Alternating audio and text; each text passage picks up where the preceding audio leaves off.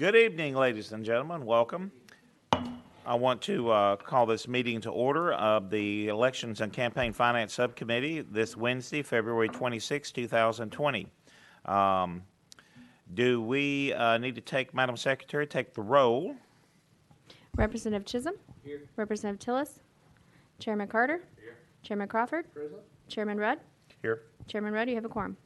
Thank you. Are there any personal orders or information from the committee? Seeing none, we can proceed on to bills. Also today, normally we don't allow, unless it's a news media, which is what we kind of have here. We have a documentary film crew in the room today that'll be filming from Wolf-PAC, so I want to welcome them. And we will be proceeding on. First up, item number 1, HB 2862 by Representative Clemens, and I believe he is here. Yes, there he is. Thank you, Mr. Chairman.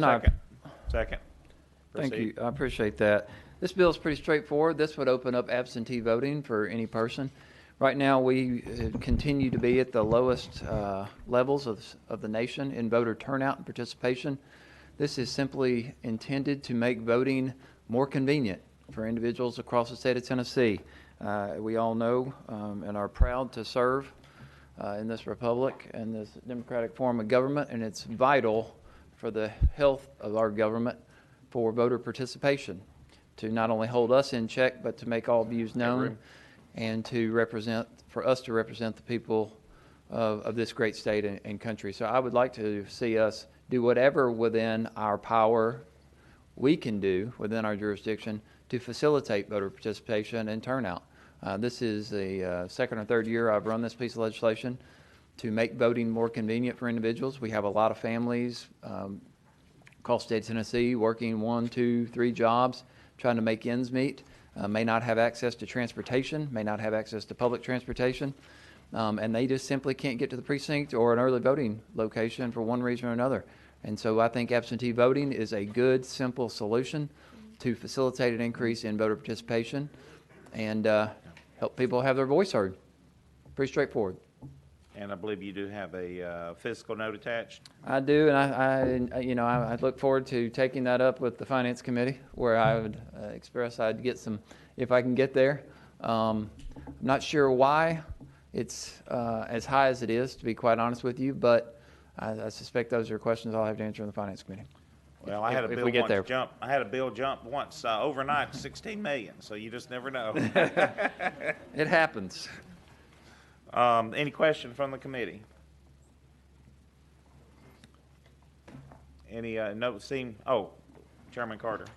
Thank you, Representative Clemens. Last year before last, we had an issue about the first vote has to be in person, and thereafter you can vote absentee. This bill doesn't seem to touch that. Am I correct in that? Well, we had discussed that last year. That was a point of contention last year. And my intent on this was not to touch that, and I don't believe it does. It definitely may. No, it does. It deletes the requirement that a voter who registers by mail must vote. If they register by mail, they must vote in person. It deletes that provision. Yes, sir. Okay. Yeah, I don't want to mislead you there.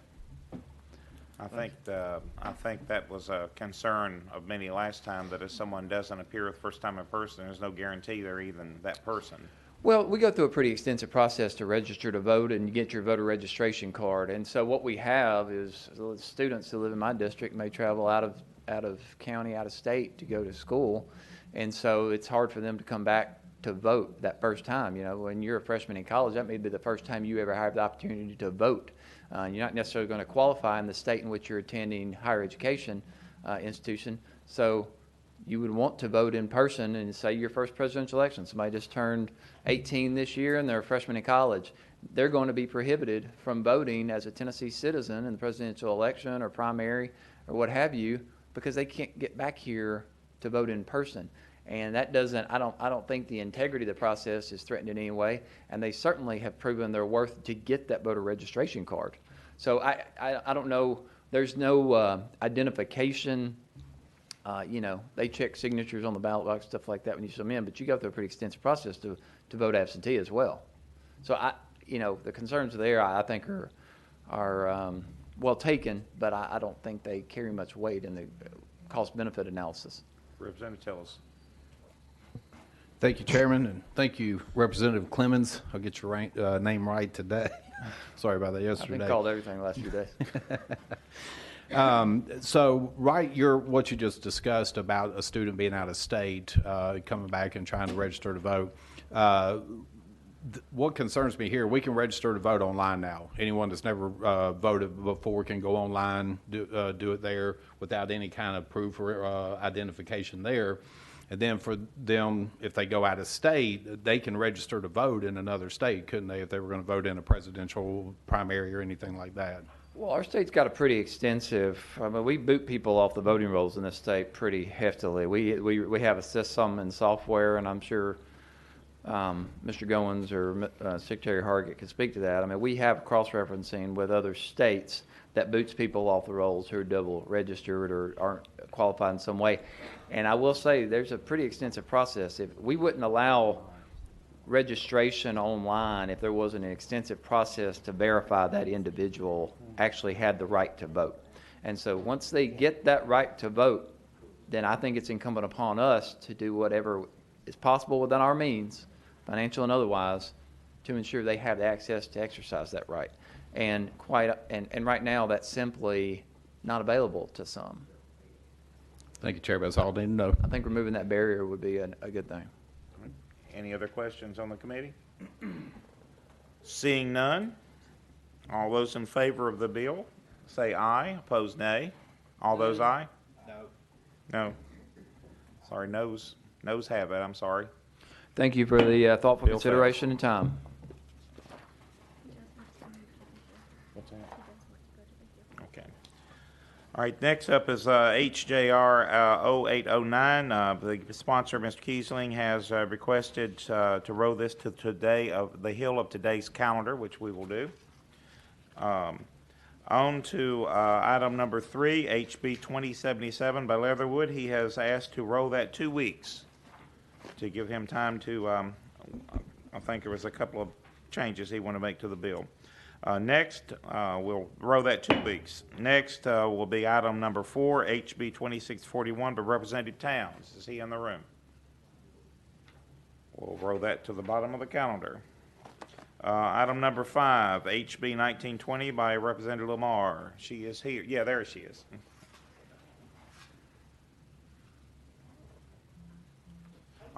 Here, a motion and second. Second. Proceed. Tell us about your bill. Good morning. My bill is House Bills 1920. I brought this bill because during elections, we've had some issues in Memphis around poll workers being able to use the bathroom.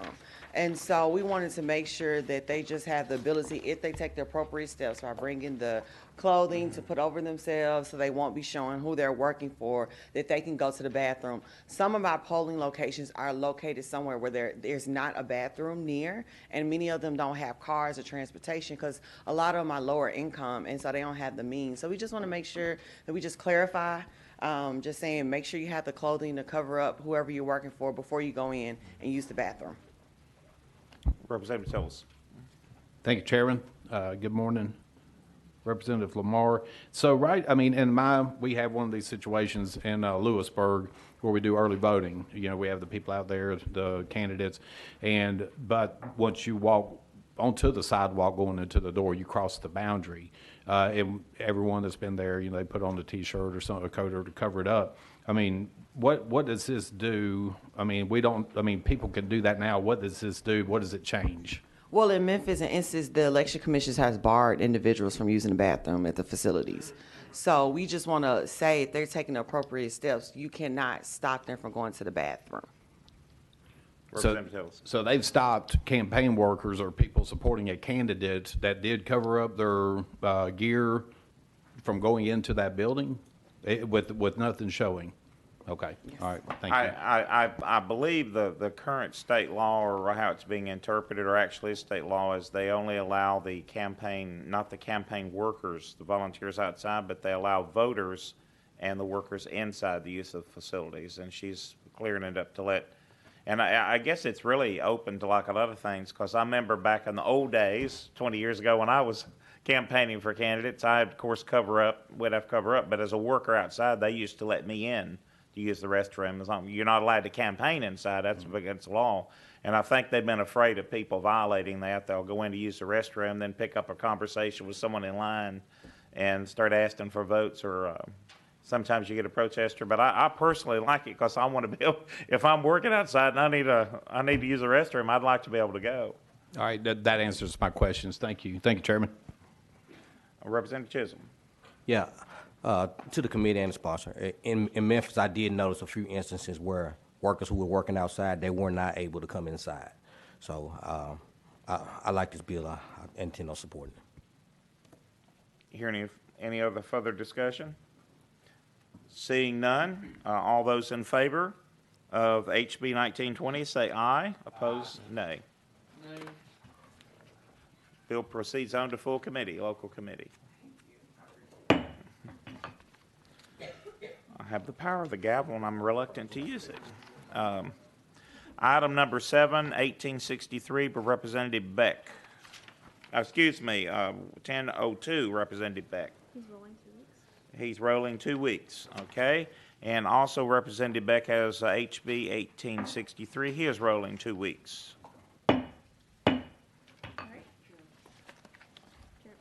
Yes, Chairman Crawford. Thank you, Mr. Chairman. Bringing up Representative Beck's bills here just brought to my mind, we really need to keep him and his assistant, Bone, in our thoughts and prayers. He has a young son, and it's going through a lot of issues and surgeries and stuff. So I would just like to remind everybody to please keep Bone in your thoughts and prayers. So, thank you. We'll turn the gavel over. Item number 8 is HB 2488. My bill, I'll turn that over to Chairman Crawford. House Bill 2488. Do we have a motion? Motion. Proper motion and second. The bill's before us properly. You recognize Chairman Rudd to discuss your bill. Thank you. This is a very simple bill. As you know, most of you, right now, it was put on, it's become very cumbersome, and it's totally unneeded or unwarranted. Right now, we all have to report quarterly, but if there's primary and general elections, we have to do also pre-primary and pre-general reports as well, sometimes just 2 weeks or less than 2 weeks apart.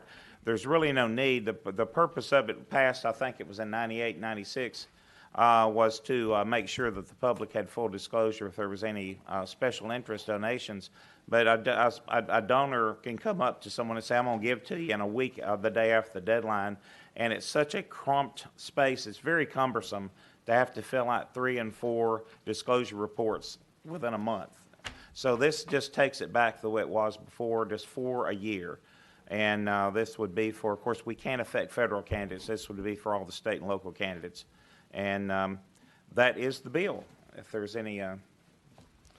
Representative Tillis, you're recognized.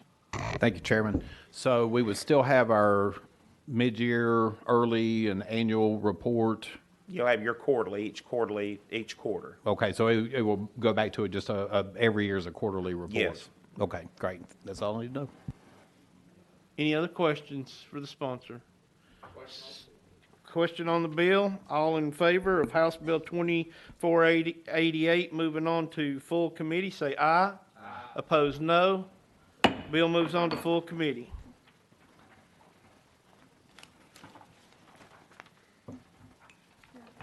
Thank you.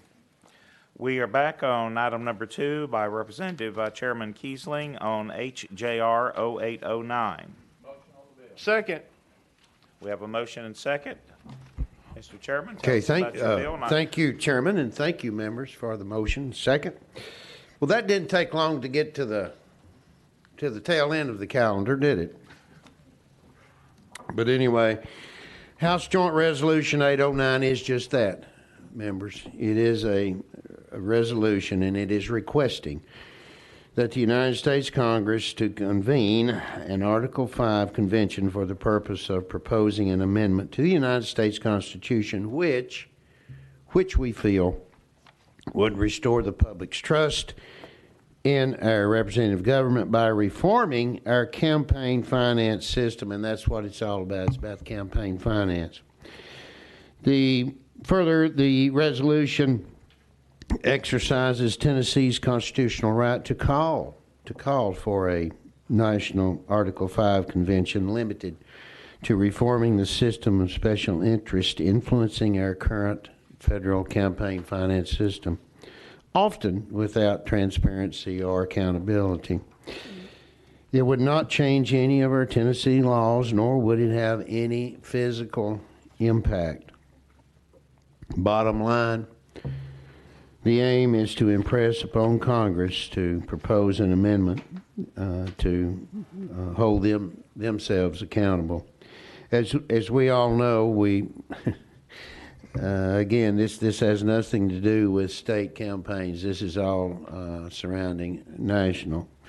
But it can, you have to be almost, well, it's not a matter of almost. You have to be a millionaire and have millionaires behind you to even to run for office anymore, it seems. I at the request of, proposed a request to the chairman, and I'm really not, and I'll admit that I'm not an expert on Article 5. I'm not.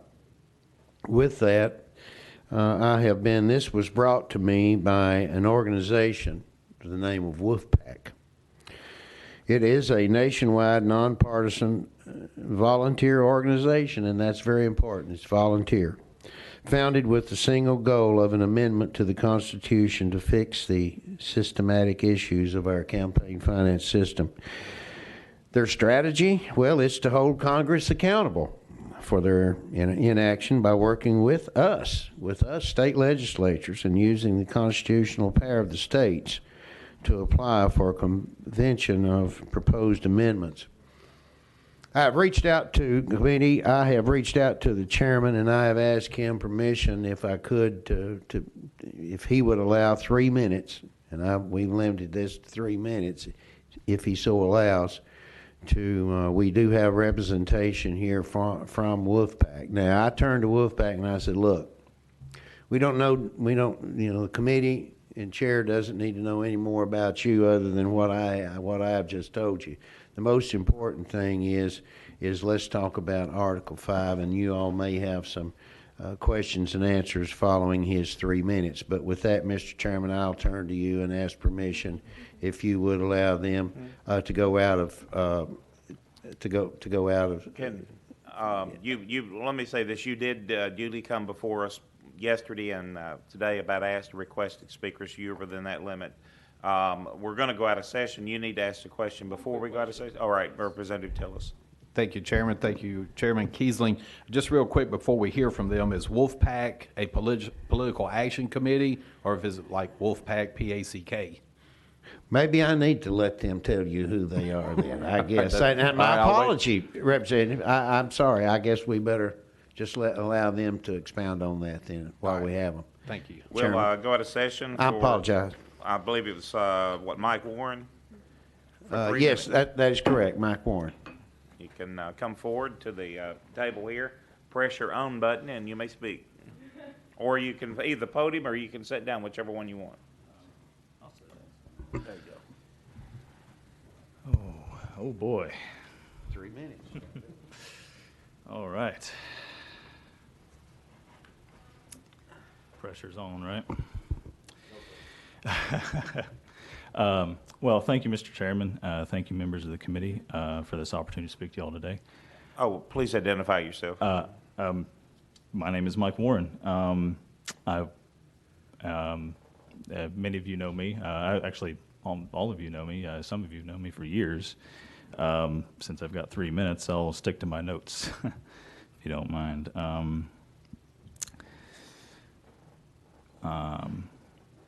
I'm the volunteer legislative director for Wolf-PAC, Tennessee. As Representative Kiesling mentioned, we're a nationwide organization of volunteers. We have a single goal, calling limited Article 5 convention, specifically regarding the funding of federal campaigns, to restore the public's trust in our elections.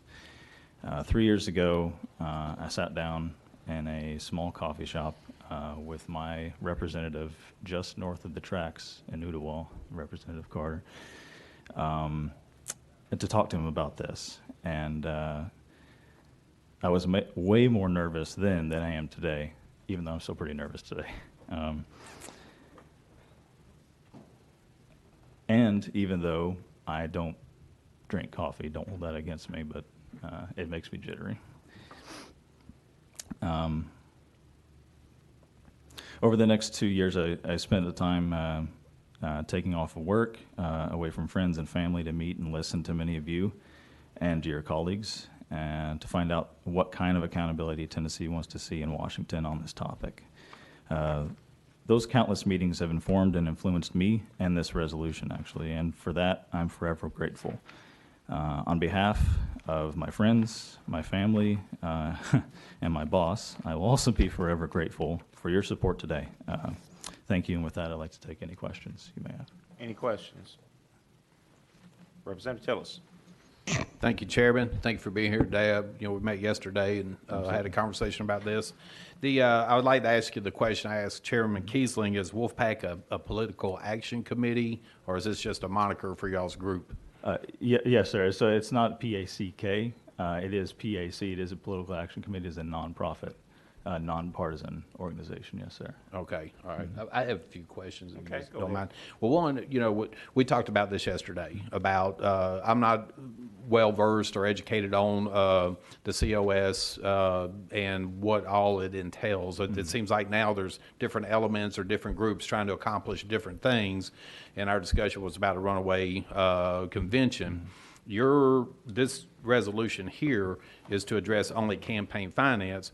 I think there's a level that the country has to reach of, is it 37 states before a convention could be brought or be entertained? Are we there to that threshold? And if so, is it only going to address campaign finance? Yes. So the number is 2/3. According to the Article 5 of the Constitution, is 2/3 of the states have to call for that convention to happen. Once that happens, Congress is compelled to do so. And whatever comes out of the convention is just proposed, just like as if it was proposed from Congress. And then either way, 3/4 of the states, that'd be 38 states, would have to sign on board with that afterwards. So. All right, so your particular resolution, or Chairman Kiesling's, you're talking strictly about campaign finance reform at the federal level. Does your group have recommendations, or what would they offer to Congress to say, this is what we would like to see for the Congress to approve? What limits will be put on candidates for Congress, Senate, or presidential office? Yeah, so Wolf-PAC doesn't, we're a little more, have a little bit more humility in that regard. We'd like the states to explain to Congress what they want.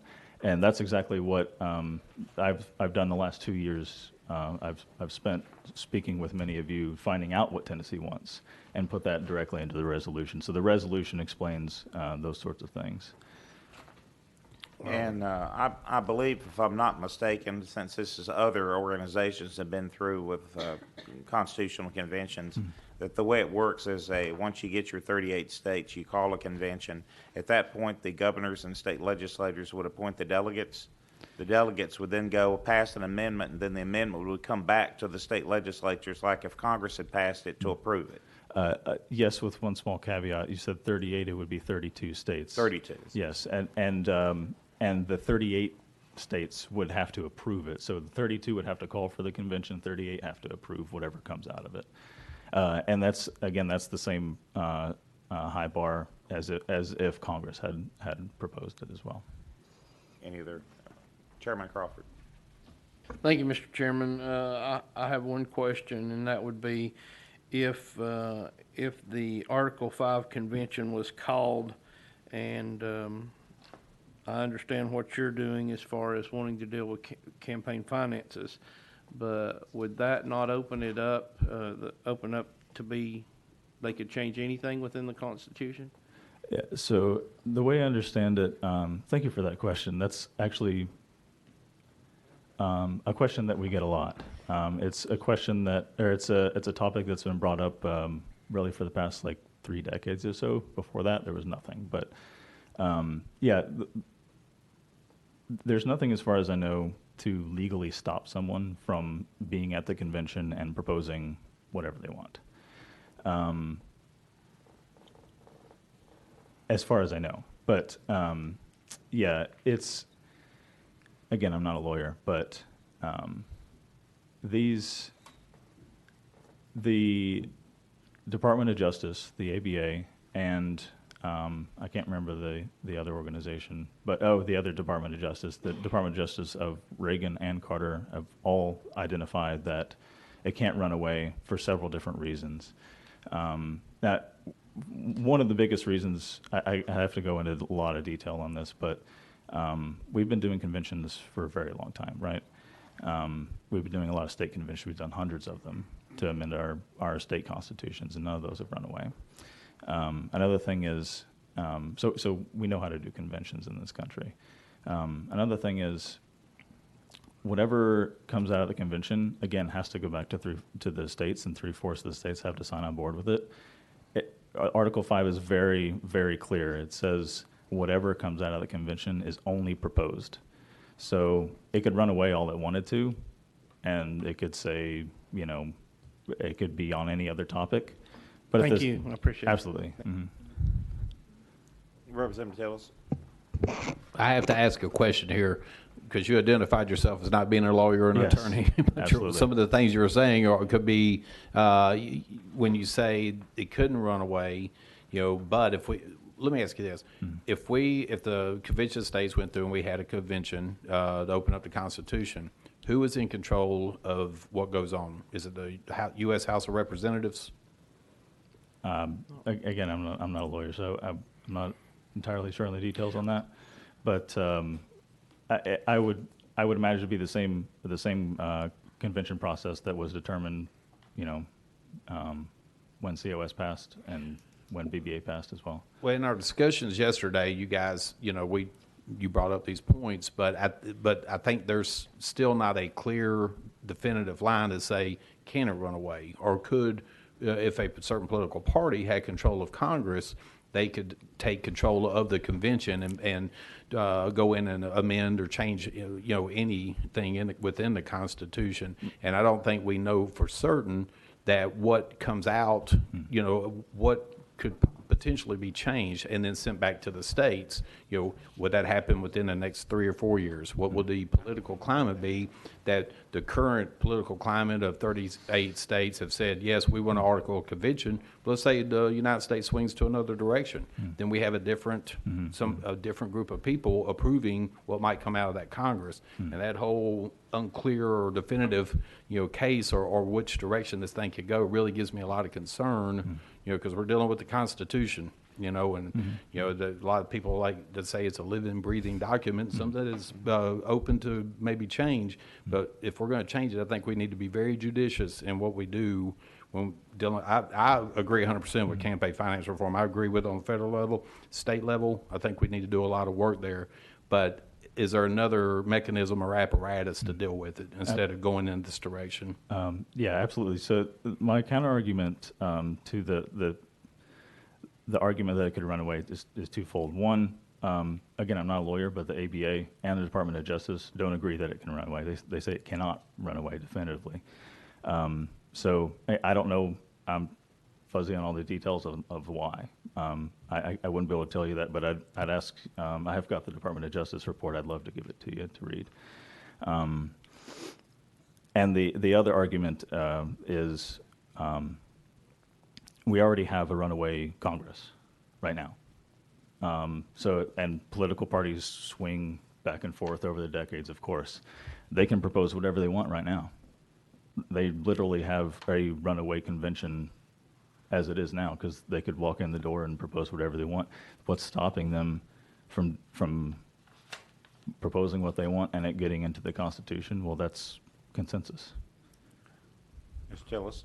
Well, right now they can't open up they could suggest an amendment to the Constitution, but if we have a convention of states and it's opened up, there's limitations right now, but there's no potentially no limitations in a convention of the states or opening of the amendment. And that's where, when we talk about we're fuzzy on certain things, that's why I think that we need to be very cautious about opening up the Constitution to any amendments in a wide open, because Congress is restricted at this time. But as I understand, the Convention of States, or you open up that the Constitution, and anything could be changed within the entire Constitution, from the First Amendment to the Second Amendment and beyond.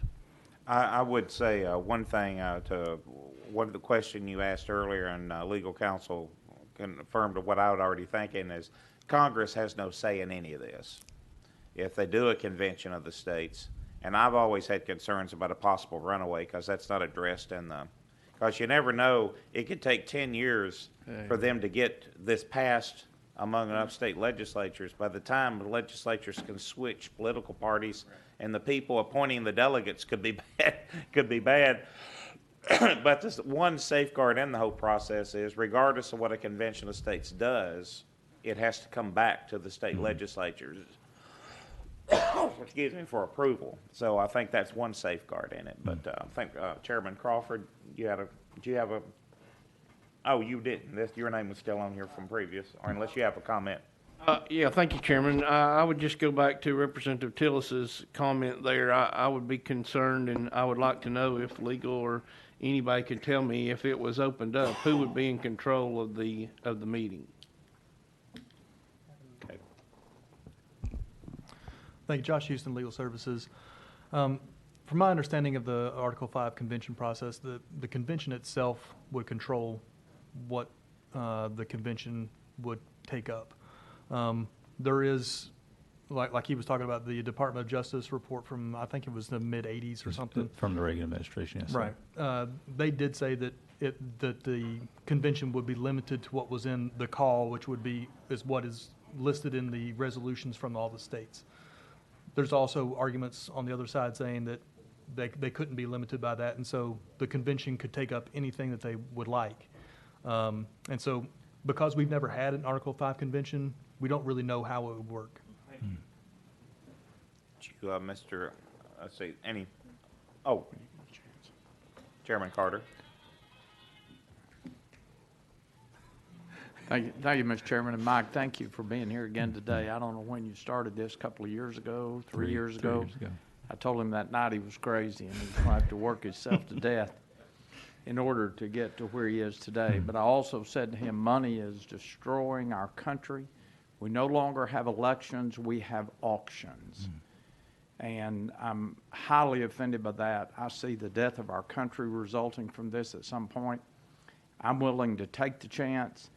I support the opinion that the resolution that opens it, you're bound by it, but I have absolutely nothing to back that up other than my thought that that is the way to do it. The beauty of it is, if we don't like it, it comes back and we just, we don't support it. So to Representative Kiesling, I appreciate you doing this.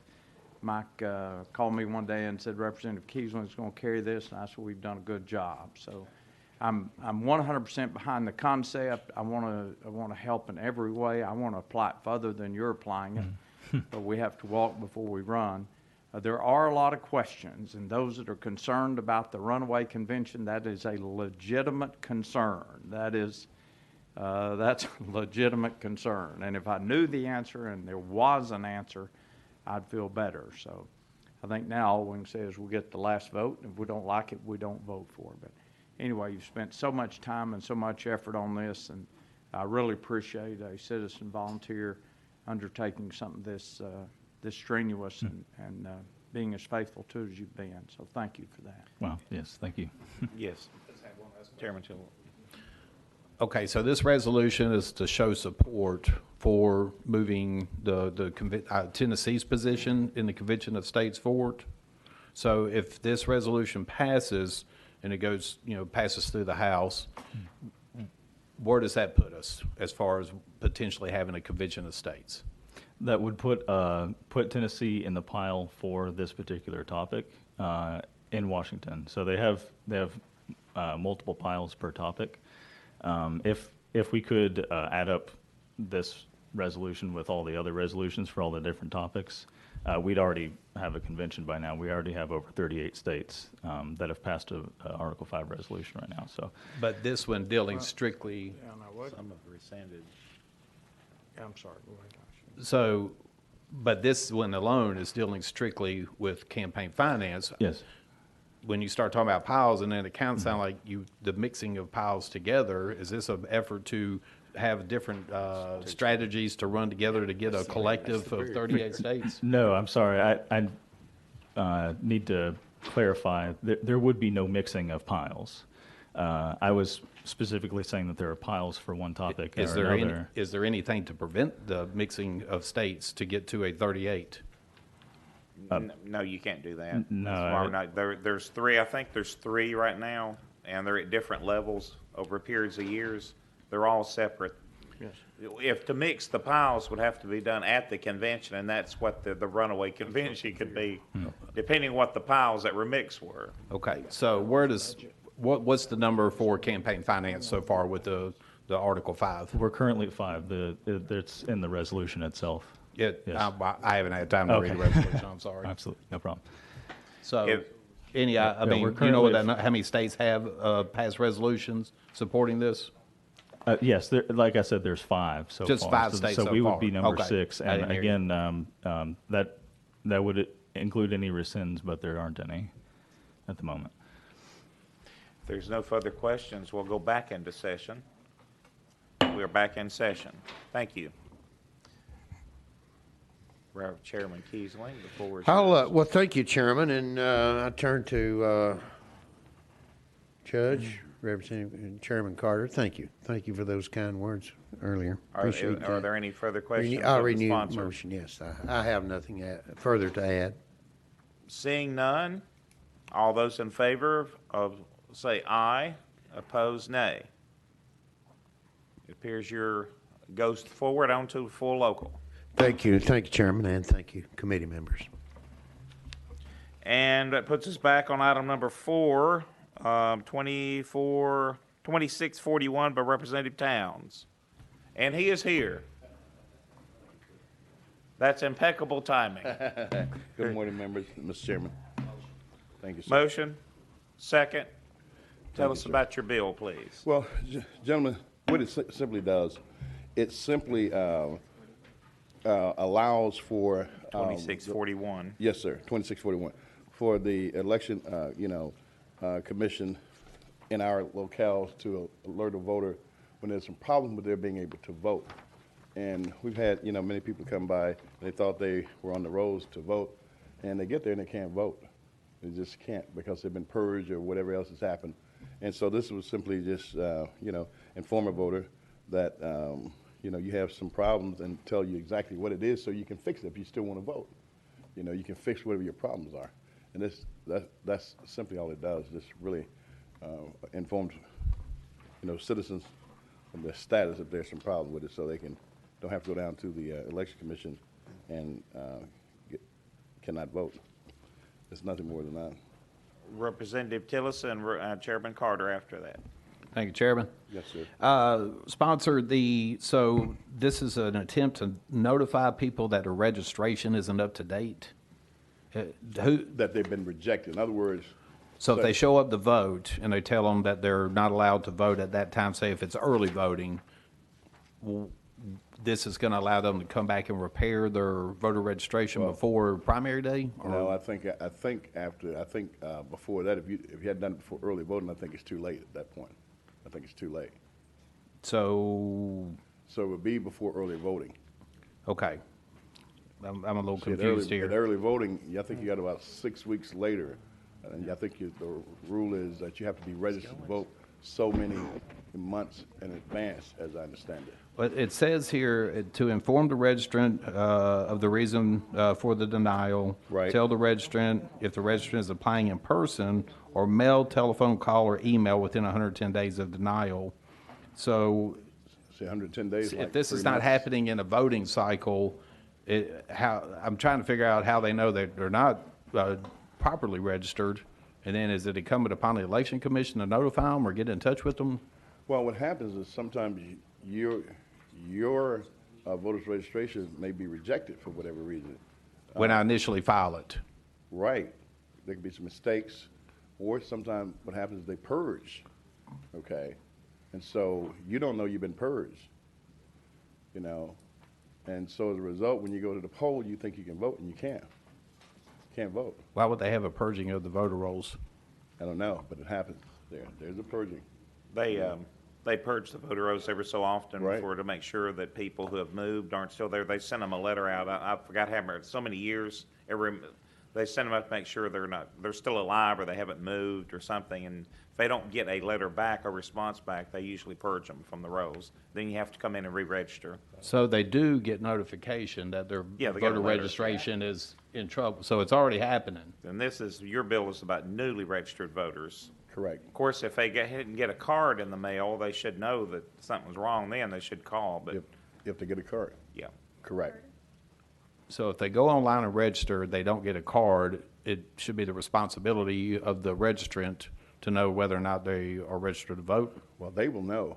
I mean, the election registry will know whether they are capable of voting. Okay. Okay, they will, but I may not. You know? now they currently. I don't want to judge Carter. I'm sorry. They currently, if they were turned down, they currently get a letter saying they've been turned down, don't they? Well, If they Chairman- filled everything out properly, where they've Chairman Rudd, I don't think that's happening in my neck of the woods, that they're receiving something, you know. That's Chairman Carter, and then I think Representative Chisholm. My question is, Representative Townsend, I see your point here, but if your neck of the woods, as you call it, is not following the law now, why would they follow this law? Do you want to put at the end of this one, this time we really mean it?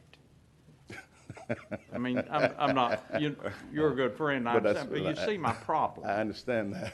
When I had a lady bring me a bill this year right before we started, and I said, ma'am, this is already a law. She said, we need another one. Well. Okay, no. so if we get 7 bills, that tips the scales, and we have to start following them? Well- I'm a little confused. Now, as I understood it from our good attorney here, he said your bill dealt with, if I go down and register or I register, I get told whether I'm successful in that registration or not, right?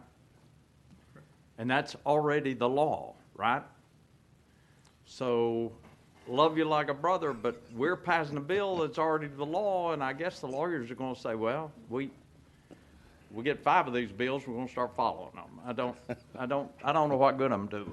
Well, you're doing plenty of good, sir. Well, Representative Townsend. and the final thing, my concern is, you say by mail, phone call, you certainly can't use a phone call because the person's gonna say they never got the call, the person's gonna say I made the call, mail's not gonna be delivered.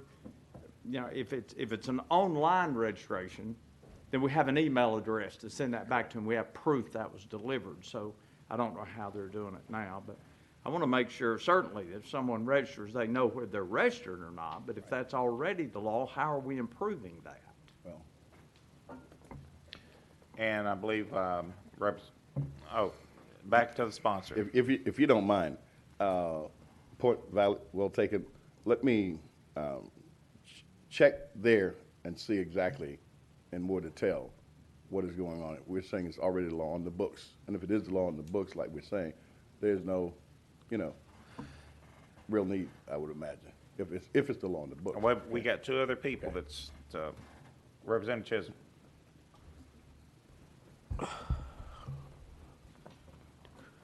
Kind of lost my line of questioning.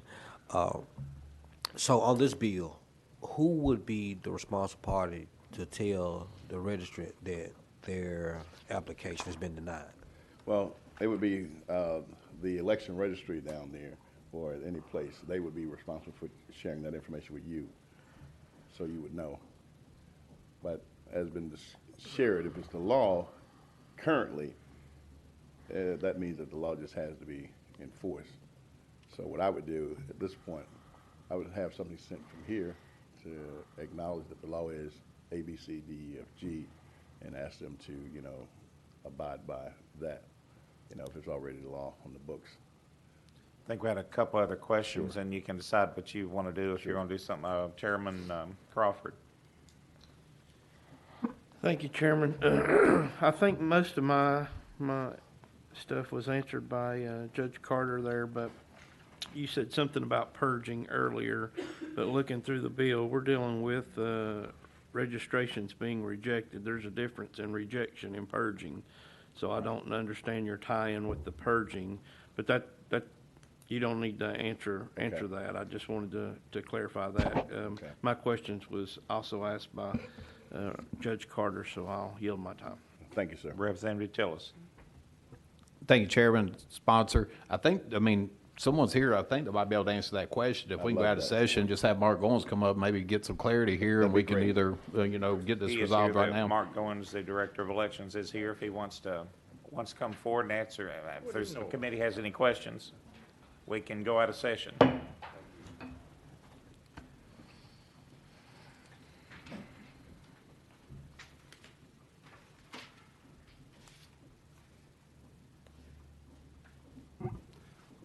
Mark Goins, Coordinator of Elections for the great state of Tennessee. It is correct that we do notify someone if the voter registration is rejected.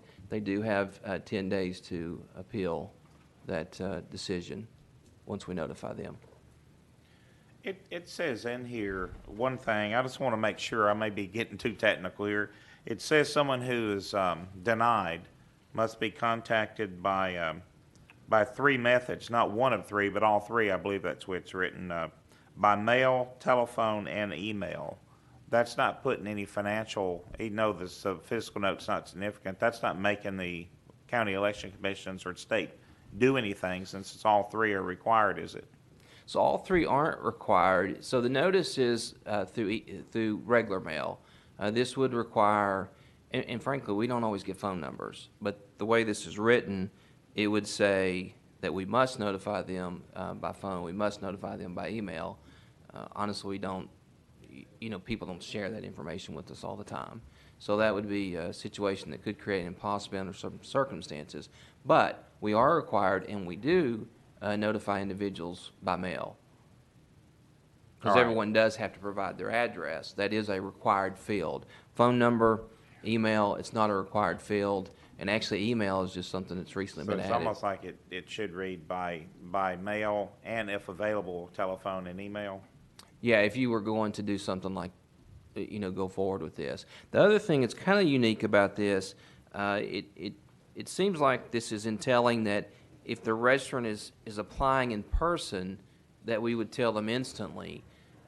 That's not necessarily how the process works. If someone registers to vote, there is we need to check and make sure they're not an ineligible felon, those things. So those things aren't instantaneous. Those are, typically it takes some time. Now, there may be some instances where someone can register, depending on the county, but you take a larger county, typically the human resources is, stressed already, and so it may take a little bit longer to process that application. So that's the other thing that this bill would do. It seems to entail that someone would tell them directly while they're there, but there is a verification process. Might would work in small counties.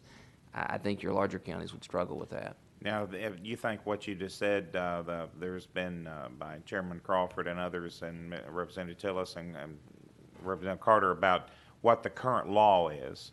Is there anything in the current law that needs to be changed, or is it just not being enforced by all the counties properly? No, I think they are enforcing it. The thing, too, there is a safe harbor, and don't forget the safe harbor. The safe harbor is if someone does show up and they have completed a voter registration form. So one thing, if it's an incomplete form, they have the opportunity to correct that form. And they do that through the provisional ballot process. Provisional ballot process, the legislature said you fill out a voter registration form, and so at that point, if it's an incorrect form, the day they show up, if they're not on the voter rolls, we have to vote those individuals a paper ballot. It'll only count once the information is verified. So that safe harbor is already there. So if we didn't notify someone fell through the cracks, what sometimes may happen is a form may not be transmitted to the Election Commission office. Well, in that instance, they're not notified, but the safe harbor there, he specifically mentioned Department of Safety. With the Department of Safety, if there's something that's not transmitted, they keep a record of individuals who attempt to register with them. At the end of the day, when we're verifying provisional ballots, we compare our records with their records. And if a form hasn't made it to us, but they did fill out the form and they properly meet the requirements of the law and met the deadline when they went to Department of Safety, we will count that vote. Now, if there's a voter registration group that's out there and they're attempting to register someone to vote and they don't get us that, and if we don't receive that form, we never receive that form. And we did have some situations in 2018 that we haven't seen before that dealt with some issues that he may have brought forward, but I don't think that's an election administration issue. You can't notify someone if you don't have information for them. You see what I'm saying? So if we don't have a form, we don't have a form. But if we have a form, and if it's denied for a reason, we will notify that individual. And if it's a denial, typically it's because they don't live in that county or if they're an ineligible felon. That's what you're talking about. Incomplete forms, they're not denied. They have an opportunity to correct that. And if we've improperly denied them, there's a 10-day appeal process.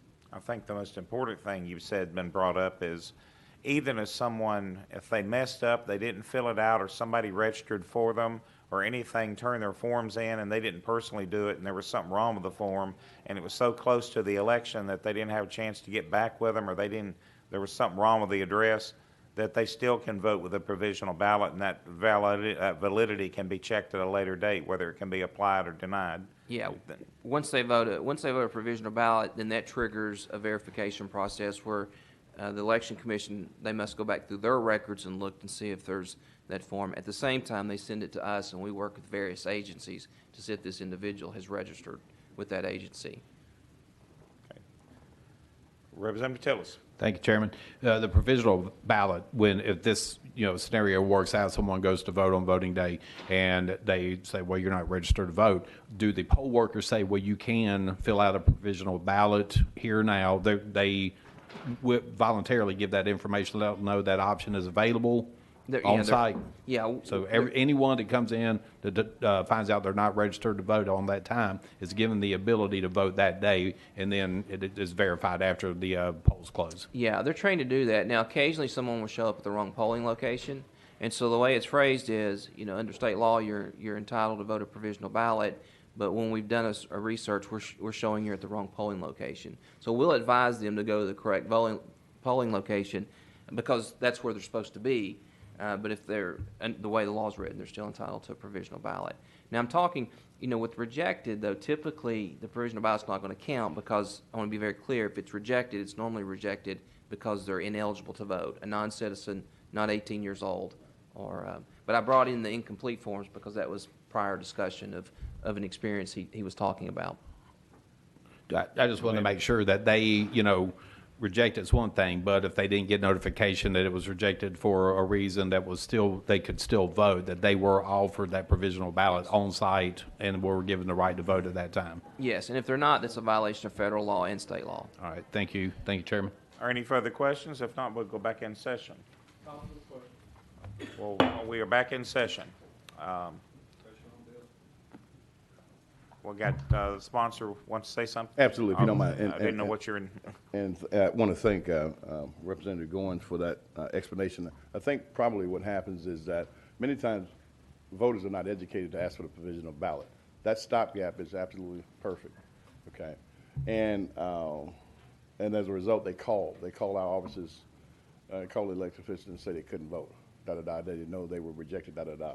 So perhaps also what we need to do is, as he shared with you, the training that our members have, we probably need to up the training as well, to just let people know, because they'll walk away. They'll walk away, and they just don't know. That's what it is. But they have the ability to do it with the provisional ballot. So what we'll do is we'll just take it off notice at this point. Okay? All right. All right. Thank you, members. Thank you. Bill has been taken off notice, HB 2641. I believe that that ends our calendar because everything else has been rolled. If there's any further business from members, if not, we are adjourned. Thank you.